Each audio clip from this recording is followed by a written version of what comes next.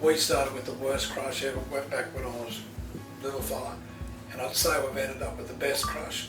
But the word silencer, don't underestimate that name, because that's what it is. All the banging and smashing and loudness that stirs cattle up, it's not there. The big feature is that it's got the squeeze, so the cattle can't go backwards and forwards. But as far as AIing cows or preg testing cows, just put the squeeze on while you go in behind. You've got a kick bar on that, but you don't need that. By using the silencer, I believe we just cut down on probably 1 unit of labour. I mean, if you're not going to make it comfortable and safe for your staff, well, in the end, it's a job they don't like doing. If you use these systems, you can cut your units of labour down. I mean, there's a big place for the smart girl, like they can do anything in them.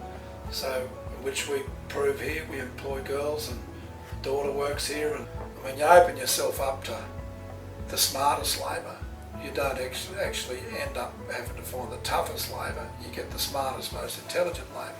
It's the way of the world. I mean, good labour's hard to get. Yep. Experienced labour's hard to get. That's right. I mean, number one, you don't want people to be hurt when they're working for you. It makes things easy to do on your own. So I can come in and I can induct cattle or treat things on my own.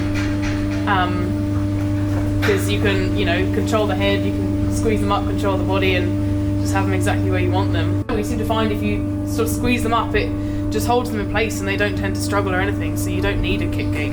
So what are you doing with calves in the crush? Yeah, we'll just squeeze them up and you can just easily ring them sort of up through here. As long as you've got a bit of squeeze on them, on their sort of hips, you're pretty right. Like they're not going to really kick you from out here. If you've got really big cows, you don't really want to have it in there because they don't need it.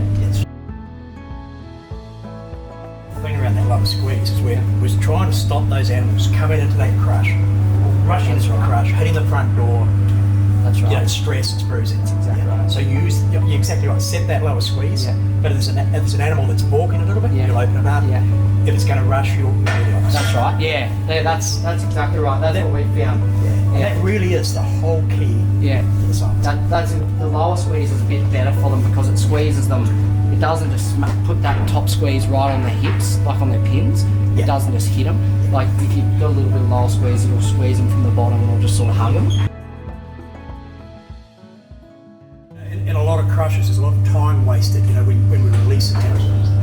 So how does this differ compared to other crushes? So the silencers is a lot different from other crushes. When you release them, you just open the head valve and then squeeze, and they'll just run straight out.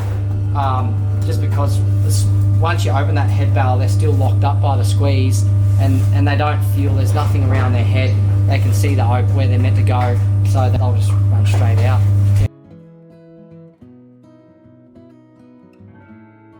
With that type of equipment, you don't need a lot of labour.